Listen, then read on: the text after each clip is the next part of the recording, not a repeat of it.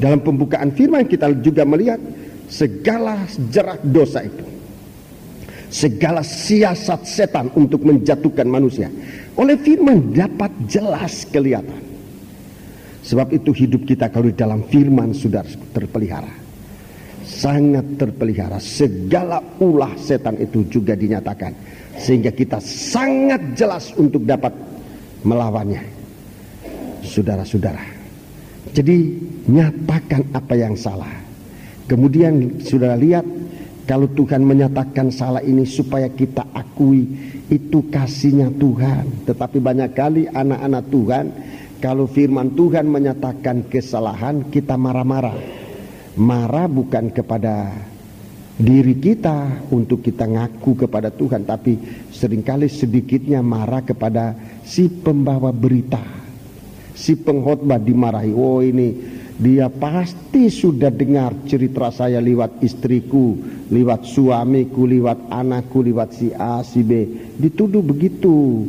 Masa dia khotbah dari permulaan sampai akhirnya ngomong dosaku terus. Kalau tidak dengar dari si Anu masa bisa tahu. Itu banyak kali kita salah mengerti. Kita tidak tahu bahwa firman Allah itu sangat berkuasa. Kalau firman Allah dibukakan, segala kesalahan kita dinyatakan. Untuk apa? Untuk kita akui dan kita terlepas dari dosa itu. Kasih Allah itu begitu besar. Tetapi kalau kita masih keras hati, masih tadi saya katakan masih tidak mau, sementara Roh Kudus mendorong untuk ngaku tetap tidak mau. Nah ini sekarang. Yang kedua apa? Tegurlah. Tegurlah. Yang kedua itu tegur. Firman Allah itu menegur. Firman Allah yang mana? Disebutkan firman pengajaran. Tegurlah dengan segala kesabaran dan pengajaran. Jadi rekan-rekan hamba Tuhan, terutama saya, untuk diingatkan, jangan menegur dengan emosi.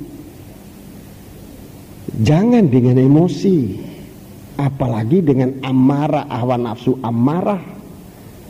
Itu tidak berguna. Dengan kesabaran dan panjang sabar, itu kuasa Allah, itu keteguran akan mengena. Kalau kita menegur dengan kesabaran dan dengan pengajaran, dengan sabar dan dengan perkataan sabar itu dalam arti kasih. Salah satu pengertian tentang kasih adalah panjang sabar. 1 Korintus pasal 13 disebutkan, kasih itu panjang sabar. Menghadapi orang berdosa itu panjang sabar. Tetapi satu waktu kalau kesabaran itu sudah sampai pada batasnya, saudara-saudaraku, dan Tuhan yang akan tampil menghakimi orang mati dan hidup, dia akan menghakimi orang yang tidak menggunakan perpanjangan sabar Allah.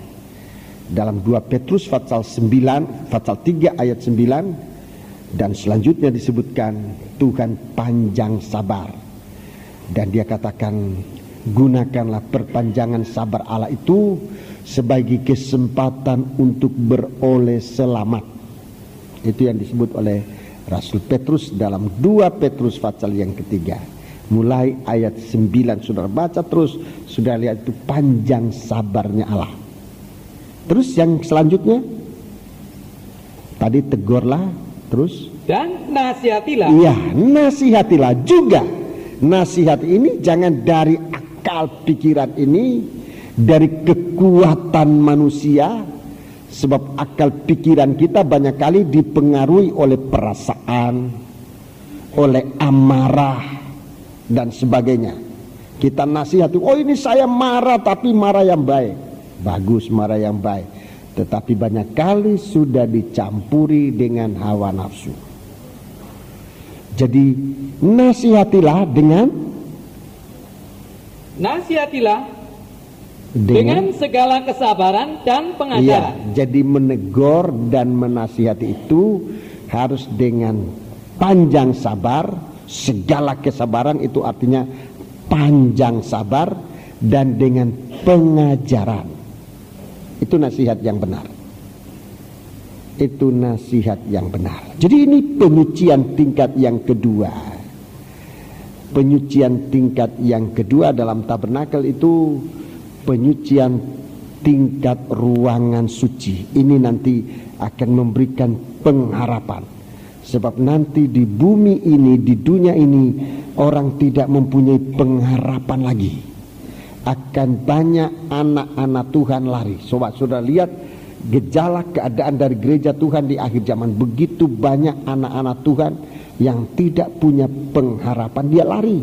Coba baca ayat yang ketiga, ayat 3, ayat yang ketiga. Karena akan datang waktunya, orang tidak dapat lagi menerima ajaran sehat.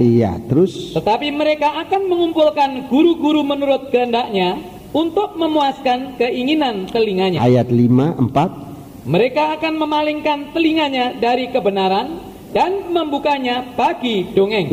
Terima kasih. Jadi ini sudah terjadi sekarang. Orang-orang meninggalkan pengajaran yang sehat. Meninggalkan pengajaran yang sehat, tidak tahan lagi atas ajaran yang sehat. Pelariannya dua tempat. Pelariannya dua tempat. Nomor satu, ke dunia. Ini pelarian anak-anak Tuhan yang tidak suka ditegur, tidak suka disucikan. Dia larinya ke dunia. Dia kembali ke dunia. Dan di sana dia akan binasa bersama dunia itu. Itu pelarian pertama. Yang kedua, mau lari ke dunia, mungkin dia pikir, wah, masa kita harus lari ke dunia? Ya larinya nanti ke pengajaran sesat ini. Larinya kepada pengajaran sesat. Mencari guru-guru yang cocok selera. Yang mengizinkan selera. Mau bikin ini boleh, yang istri 2 boleh. Ada ajaran-ajaran sesat di dalam 1 Timotius pasal yang keempat. 1 Timotius pasal keempat itu ajaran-ajaran sesat. Itu terjadi akhir zaman. Itu tempat pelarian nanti. Itu tempat pelarian. Coba lebih baik dibaca 1 Timotius pasal 4. 1 Timotius pasal 4. Ini tempat pelarian. Ayat 1. Tetapi Roh dengan tegas mengatakan bahwa di waktu-waktu kemudian ada orang yang akan murtad lalu mengikuti roh-roh penyesat dan ajaran setan-setan. Murtad di sini meninggalkan iman, gugur dari iman, gugur dari iman. Jadi mereka tidak lari ke dunia, tapi membentuk kelompok-kelompok, saudara-saudaraku, dengan ajaran bukan ajaran firman, ajaran setan-setan. Ajaran setan-setan. Ayat yang kedua, coba baca. Oleh tipu daya pendusta-pendusta yang hati nuraninya memakai cap mereka. Dan ini tipu daya pendusta-pendusta hebat sekali, saudaraku, dalam mengumpulkan orang-orang semacam ini hebat sekali. Jadi kalau kita lihat, saudaraku, sekarang ini terjadinya nomor 1, banyak anak-anak Tuhan gugur lari ke dunia. Memang anak Tuhan itu ada salahnya. Kedua, banyak anak-anak Tuhan tinggalkan gereja, pergi kepada persekutuan kelompok-kelompok yang tidak berdasarkan pengajaran yang benar, tapi pengajaran yang sesat dengan tipu daya manusia yang mengombang-ambingkan anak-anak Tuhan, sehingga ajaran itu tidak membawa manusia kepada Kristus sebagai kepala. Dan ini yang sekarang yang akan merajalela. Pengajaran mempelai adalah pengajaran yang membawa anak-anak Tuhan kembali kepada Kristus sebagai kepala. Itu dalam Efesus pasal 4. Nanti tentu saya akan sampaikan itu, tapi saya sebutkan saja. Jadi kelompok gereja-gereja ini atau kelompok-kelompok persekutuan-persekutuan ini malah menentang suatu pertumbuhan terhadap kepada Kristus sebagai kepala. Ini akan di-cut. Kemudian diajarkan ajaran-ajaran yang lain yang disebutkan dalam ayat 2 ini, itu tipu daya pendusta-pendusta. Itu tipu daya pendusta-pendusta. Mereka tidak tahan terhadap penyucian, tidak tahan terhadap penyucian firman Allah, lalu larinya kepada pendusta-pendusta ini.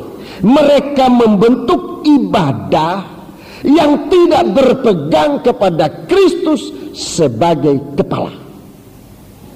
Jadi tidak ada arah pertumbuhan dari ibadah itu kemana.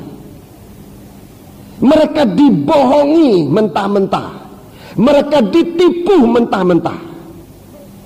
Dalam Kolose pasal 2, Kolose pasal 2, kita lihat ini larinya dalam gereja Tuhan. Tapi saudara-saudaraku, kesalahan tidak sepenuhnya pada anak-anak Tuhan, pada anggota gereja. Banyak kali juga kesalahan ada pada kita hamba-hamba Tuhan. Mengapa saya sebut demikian? Sebab kita tidak menyampaikan pengajaran secara jelas. Kalau kita sudah menyampaikan pengajaran secara jelas tapi masih ditolak, kita ada keberanian menghadap kepada Tuhan bahwa kita tidak berbuat salah dalam matinya satu jiwa. Kita sudah mengajarkan, kita sudah ucapkan, kita sudah ajarkan, tapi mereka lebih suka pendusta-pendusta daripada ajaran sehat. Kolose 2, surat Kolose pasal yang kedua. Surat Kolose pasal yang kedua. Kita baca mulai ayat 16. Karena itu janganlah kamu biarkan orang menghukum kamu mengenai makanan dan minuman, atau mengenai hari raya, bulan baru, ataupun hari Sabat. Semuanya ini hanyalah bayangan dari apa yang harus datang, sedang wujudnya ialah Kristus. Ya, jadi firman yang selalu menampilkan Kristus, menampilkan wujudnya Kristus, kita harus pertahankan, ya. Ayat 18. Janganlah kamu biarkan kemenanganmu digagalkan oleh orang yang pura-pura merendahkan diri dan beribadah kepada ini malaikat. Suatu ibadah, tapi tidak kepada Tuhan. Beribadah kepada malaikat. Malaikat yang suka disembah itu bukan malaikat Tuhan, itu malaikat yang sudah gugur, malaikat yang sudah jatuh. Dia tampil seperti malaikat dalam 2 Korintus pasal yang ke-11. Dia tampil sebagai malaikat terang, tetapi dia bukan lagi malaikat, dia setan. Dia yang menggoda jemaat Korintus, jemaat Korintus yang disiapkan untuk menjadi mempelai wanita. Tapi mereka tergoda dengan malaikat ini, tergoda dengan malaikat ini, dengan rasul-rasul palsu, dengan hamba-hamba Tuhan yang palsu.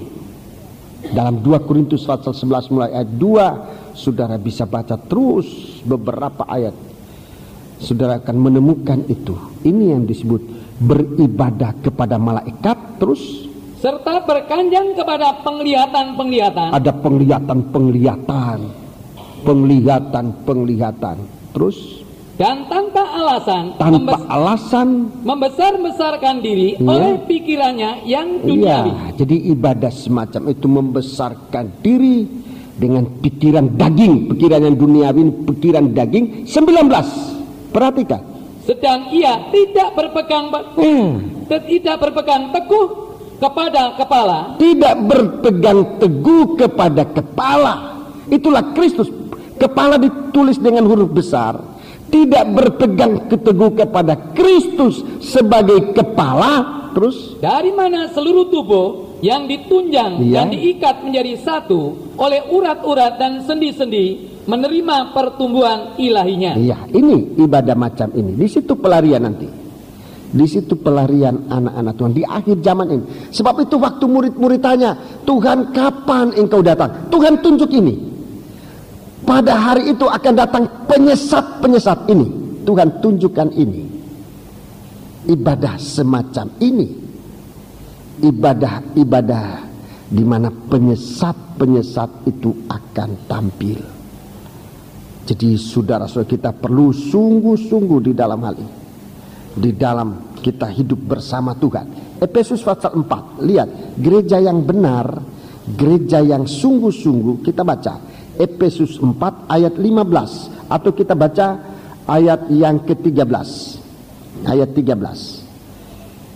Sampai kita semua telah mencapai kesatuan iman, iya, dan pengetahuan yang benar tentang, iya, anak Allah. Jadi kenal anak Allah ini sungguh-sungguh, terus kedewasaan penuh, iya, dan tingkat pertumbuhan yang sesuai dengan kepenuhan Kristus. Ya, ini pertumbuhan dari anak-anak Tuhan. Ayat 14.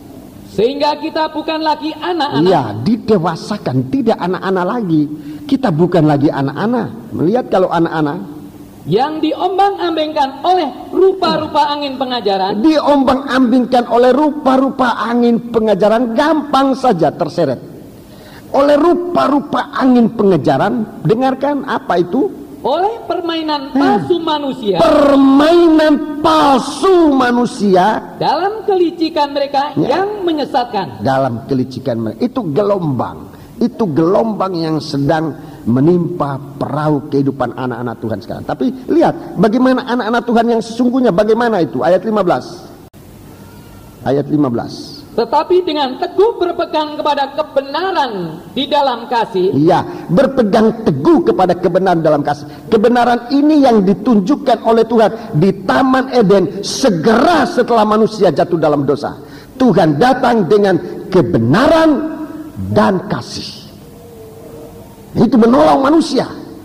Berpegang teguhlah pada kebenaran dan kasih, terus kita bertumbuh. Ini ibadah yang betul, kita bertumbuh di dalam segala hal ke arah Dia, Kristus yang adalah kepala. Ayat 16. Daripadanya lah seluruh tubuh, iya, yang rapih tersusun dan diikat menjadi satu oleh pelayanan semua bagiannya sesuai dengan kadar pekerjaan tiap-tiap anggota, menerima pertumbuhannya dan membangun dirinya, iya, jadi, dalam kasih. Dalam kasih. Coba saudara bandingkan dengan Kolose 2 tadi. Saudara akan melihat jelas ibadah ini.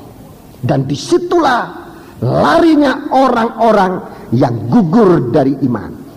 Jadi dua tempat pelarian dari orang-orang gugur dari iman ini, saudara suku. Pertama, apa dia lari ke dunia untuk menjadi kembali orang dunia, atau kembali ke sini, ke ibadah palsu. Ini gugur dari iman. Jadi kita hamba-hamba Tuhan, kita gembala-gembala, kita diberi tanggung jawab hal ini. Sebab itu penyucian ini harus jelas.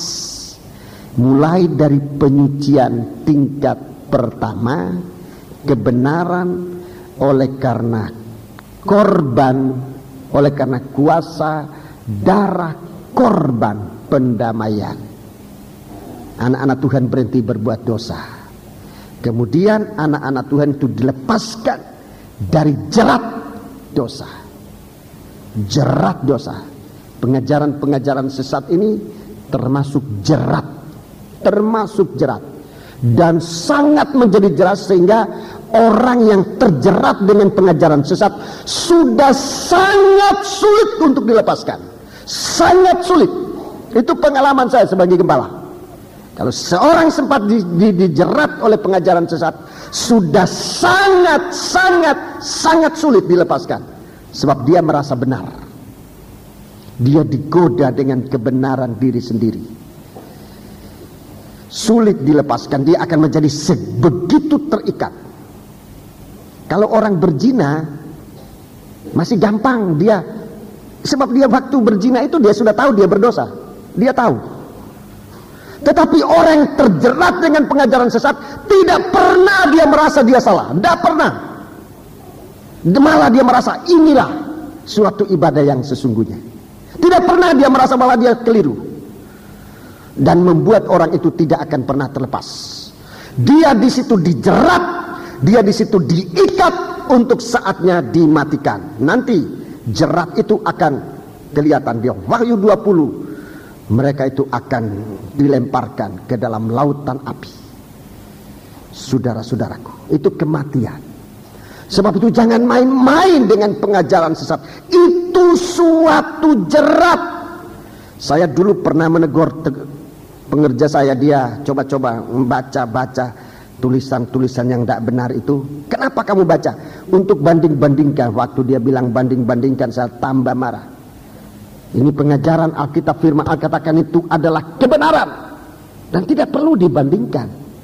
Kita percaya kebenaran ini, segala sesuatu itu akan gugur, tidak akan mungkin menguasai kita.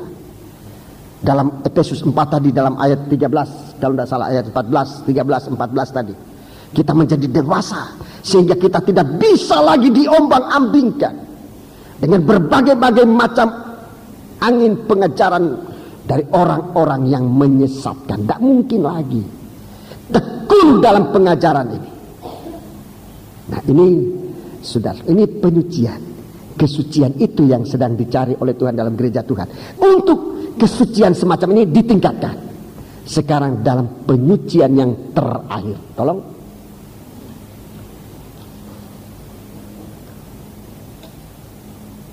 Ya. Ruangan Maha Suci. Ruangan Maha Suci. Di sini penyucian terakhir. Sebagian dari darah di atas mezbah dibawa oleh imam besar ke dalam ruangan suci. Sebagian dari darah korban pendamaian itu dibawa lewat ruangan suci, dipercikan kepada setiap alat dan sampai kepada ruangan Maha Suci. Imam besar setahun sekali masuk dalam ruangan Maha Suci, mengerjakan pekerjaan pendamaian yang terakhir, penyucian yang terakhir. Penyucian yang terakhir.